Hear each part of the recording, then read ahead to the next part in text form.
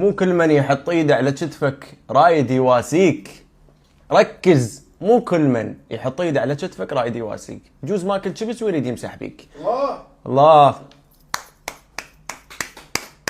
هسه راح تقول لي وين الربط؟ شوف عزيزي، نيكول الظاهر كانت على علاقه مع جميع لاعبين برشلونه، وبالدليل انه لاعبين برشلونه السيئين اللي ما يسجلون اللي هم راشفورد وفيران توريس ولامين يامال بالفتره الحاليه كلهم سجلوا مع بعد ما نيكول وصلت عن لامين يامال.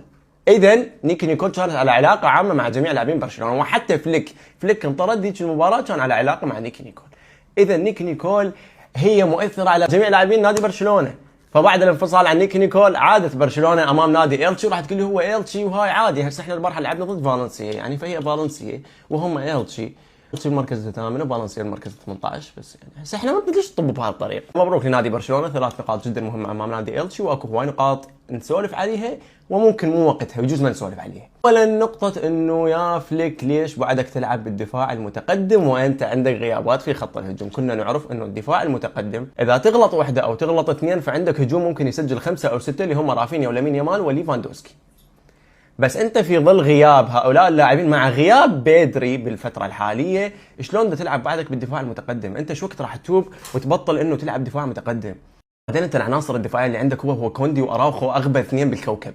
يعني شفنا لقطه الهدف الاول كوندي ما ضاغط على اللاعب اللي مرر للمهاجم اللي هو رافا مير، وشفنا اراوخو اصلا ما مطبق مسات التسلل صحيح ورفع ايده طول الطريق. رافع ايده، انت شنو هتلر؟ رافع ايده طول الطريق وما فكر انه هو خلاص انا خلي اروح اركز على الكره هسه وبعدين نركز على موضوع انه هي اوف سايد او لا، وطلع بالاخير هدف صحيح.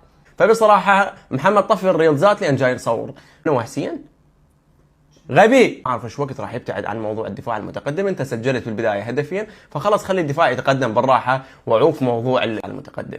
اما بالنسبه لموضوع خط الوسط في برشلونه، فخط الوسط ما نقدر نحكي عليه لان بيدر غايب، وكنا نعرف قيمه وثقل بيدري الموجود داخل الملعب، وهو من افضل لاعبين خط الوسط الموجودين بالعالم. اما بالنسبه للشوط الاول، فبالشوط الاول شفنا اضاعه فرص بالجمله، وهذا الاستهتار من لاعبين برشلونه صار لفتره جدا طويله. اضاعه فرص بالجمله، فيرمين لوبيز ضيع له فرصتين بالشوط الاول، و يعني الاجواء داخل برشلونه حاليا ممكن نقول بسبب الاصابات، والفريق متاثر بالاصابات. لنادي برشلونه 3 نقاط مهمه، نلتقي بريال الابطال بعد يومين امام نادي ليفربول، وشكرا جزيلا وتصبحون على خير، وتحياتنا لنيكول، ونتمنى عوده نيكول لنادي برشلونه. مع السلامه.